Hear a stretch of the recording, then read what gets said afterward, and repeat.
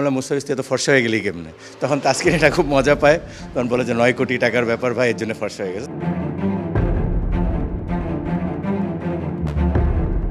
ভাই আমি যদি বলি যে আমার মনে হয় মুস্তাফিজের চেয়ে বেশি তাসকিন খুশি ছিল কালকে। মানে তার রিঅ্যাকশন তেমন কোনো কিছু না। ২৩ মিনিট কিন্তু একটা কল করেছিল যেখানে আমি কনভারসেশনে ছিলাম, মুস্তাফিজ ছিল এবং তাদের আকাশ আম্বানি প্লাস তাদের টিম ম্যানেজার রাহুল সাংভি ছিল। আকাশ আম্বানি বলেছিলেন যে তুমি একটা দেশের সুপারস্টার, তো আমরা চাই না যে আমাদের টিম কম্বিনেশনের কারণে তুমি যেন ওই স্টারডামটা নষ্ট করো। এরকম ধরনের ট্রিটমেন্ট কিন্তু আপনি ওই স্টার পারফর্মারদেরকেই দিবেন, স্টার প্লেয়ারদেরকেই দিবেন, তো তারা ওইভাবেই মুস্তাফিজকে কাউন্ট করে। আই এম শিওর যে ও আইপিএল আবার he will do his best. Taskin এবং মুস্তাফিজ ভিডিও কলে কথা বলছেন নাফিস ইকবালের সঙ্গে এবং একটা ক্যাপশন দিয়েছেন had some good Times with our world best manager. কেন সেটা আমরা যারা আছি কাছ থেকে নাফিস ভাইকে দেখি আমরা জানি জাতীয় দলের জন্য তার অবদান কী, বা ঠিক ক্রিকেটাররা যখন মাঠে খেলেন নাফিস ইকবাল কী করেন সেটা আমরা জানি, বা ক্রিকেটাররা ভালোভাবে জানে দেখি এই ধরনের পোস্ট, সেটা ভিন্ন আলাপ। দুই পেসারের সঙ্গে আপনার আড্ডাটা কী নিয়ে হলো এটা আসলে জানতে ইচ্ছা করছে খুব কৌতূহলবশত। যেহেতু মুস্তাফিজ মাত্রই আইপিএলের সুযোগ পেয়েছে রেকর্ড দামে, নিশ্চয়ই সেটা নিয়েও কিছুটা খুনসুটি বা দুষ্টুমি করা হয়েছে। না, তা তো অবশ্যই। আসলে ব্যাপারটা হয়েছে কালকে তাসকিন মুস্তাফিজের হোটেলে গিয়েছিল, তো তাসকিন কল করেছিল এখান থেকে।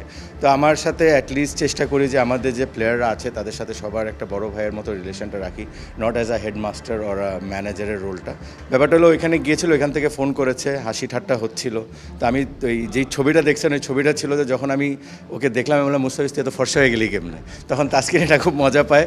তখন বলে যে ৯ কোটি টাকার ব্যাপার ভাই, এর জন্য ফর্সা হয়ে গেছে। তো এরকম ধরনের দুষ্টমি আলোচনা চলতেই থাকে। মুস্তাফিজের আসলে রিয়াকশন কি যখন কিনা তিনি রেকর্ড দাম, এটা তার জন্য নতুন না যে আইপিএলে তিনি খেলতে যাচ্ছেন, বাট এটা নতুন যে তিনি এত দামে আসলে আইপিএলে খেলতে যাচ্ছেন। কি বলছেন যে এত দাম পেয়ে তিনি আসলে কোনো কারণে বিস্মিত কিনা বা একটু সারপ্রাইজ হয়েছেন কিনা? ভাই আমি যদি বলি যে আমার মনে হয় মুস্তাফিজের চেয়ে বেশি তাসকিন খুশি ছিল কালকে। মানে তার রিঅ্যাকশন তেমন কোনো কিছু না। ডেফিনেটলি একটা রেকর্ড দাম সবাই মনে করছে, বাট আমরা যারা মুস্তাফিজকে সামনে থেকে দেখি আমি মনে করি যে মুস্তাফিজ এটা আরও আগে ডিজার্ভ করে। আরও বেশি হয়তো বা পেতে পারতেন, অনেকের পার্সে টাকা হয়তো বা কম ছিল, যার কারণে শেষ মুহূর্তে মুস্তাফিজকে এই দামে নিতে হয়েছে। আপনার সঙ্গে আরেকটা বিষয় নিয়ে যেটা নিয়ে কথা বলতে শুরুতেই বললাম আসলে বলতে চাই, সেটা হচ্ছে আপনি একটা সিজনে মুস্তাফিজের সঙ্গে অ্যাজ এ ট্রান্সলেটর পুরো সিজনে ছিলেন মুম্বাই ইন্ডিয়ান্সে।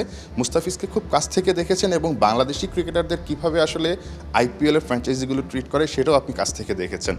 মুস্তাফিজকে আসলে কীভাবে ট্রিট করে যেই দলগুলো আছে আপনি অ্যাটলিস্ট মুম্বাই ইন্ডিয়ান্সে যেটা দেখেছেন? না, আমার কাছে মনে হয় যে খুব ভ্যালু করে আইপিএলের এটা। নট অনলি মুস্তাফিজ, আমি যখন গিয়েছিলাম তারা কিন্তু আমাকেও প্রচুর ভ্যালু করেছিল যখন তারা জানে যে আমি টেস্ট প্লেয়ার। আমি তো যেহেতু মুম্বাই ইন্ডিয়ান্সের সাথে কাজ করেছি ওই হিসাবে মুস্তাফিজের ভ্যালুটা ওইখানে বলতে পারি। তাদের ওনার আকাশ আম্বানি থেকে শুরু করে সবাই খুবই কনসার্ন থাকতো তার ব্যাপারে। দোষ সে সব ম্যাচ খেলেনি, বাট তারা কিন্তু তার সাথে ট্রিটমেন্টটা খুব ভালো ছিল।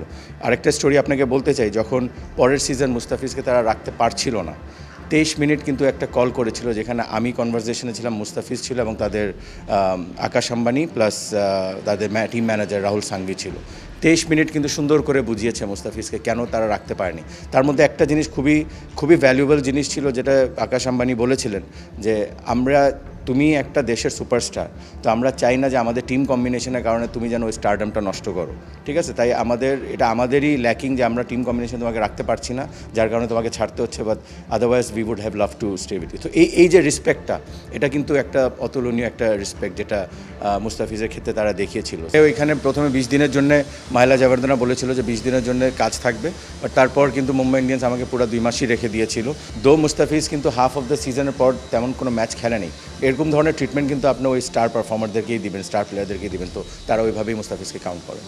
একটা প্রশ্ন আপনাকেই আমার মনে হয় করা যায়, সেটা হচ্ছে আপনি যেহেতু ন্যাশনাল টিম ম্যানেজার এবং খুব কাছ থেকে আপনি মুস্তাফিজকে দেখেন, অনেকে বলে মুস্তাফিজ যখন ন্যাশনাল টিমে খেলে তখন তার 100% সে দেয় না, আইপিএলে যখন খেলে তখন সে 100% দেয়। না, এটা একদমই ভুল কথা। মুস্তাফিজ দেশপ্রেম অনেক বেশি এবং ও দেশের জন্যে আমার কাছে মনে হয় সবচেয়ে বেশি ডেডিকেটেড, এবং ইনফ্যাক্ট ও ক্রিকেট নিয়ে খুব ডেডিকেটেড। কারণ ক্রিকেট আপনি দেশের জন্য খেলেন বা রাস্তায় খেলেন বা আপনি আইপিএলে, তো মনে হয় নাফিস ভাই মুস্তাফিজ শুধু ক্রিকেট নিয়েই ভাবে, অন্য কিছু নিয়ে ভাবে না। অফকোর্স সে ক্রিকেট নিয়ে ভাবে এবং হি ইজ ভেরি ইন্টেলিজেন্ট। এখন কিন্তু সে বোলিং মিটিংয়ে অনেক কথা বলে এবং সে লিডারশিপ কোয়ালিটিটা নেয়।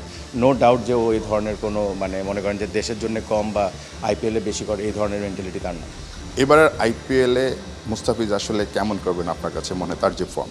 তো বাংলাদেশের এক্সপেকটেশনটা বেশি বলে বাংলাদেশের মানুষের কাছে মনে হয় যে মুস্তাফিজ বাংলাদেশের জন্য অত ভালো পারফর্ম করতে পারে না যেখানে আইপিএলে করতে পারে। বাট আমি মনে করি যে ও যেখানেই খেলবে এবং এই সামনে যেই ফর্মে সে রয়েছে লাস্ট ওভার 1-2 বছরে যেভাবে সে বল করেছে, আমি জানি যে অনেক রেকর্ডের মালিক হয়ে যাচ্ছে। সো আই এম শিওর যে ও আইপিএলও আবার he will do his best. Top wicket গেটারদের একজন হবে আপনার কাছে মনে হয়, যেহেতু মোটামুটি হোল সিজন খেলার চান্স পাচ্ছে। সে যদি প্রত্যেকটা ম্যাচ খেলতে পারে তো I am sure he will be there. নিশ্চয়ই। নাফিস ইকবালের সঙ্গে কথা বলছিলাম, যিনি মুস্তাফিজকে না শুধু বাংলাদেশের সব ক্রিকেটারকে খুব কাছ থেকে দেখেন, মুস্তাফিজ বিশেষ করে এবার কলকাতার হয়ে মাঠ মাতাবেন, আগের যে এক্সপিরিয়েন্স আছে সেটাকে সঙ্গী করে সে প্রত্যাশার কথাই শুনিয়েছেন নাফিস ইকবাল। নাহিন বিন জাসিম, ৭১, ঢাকা।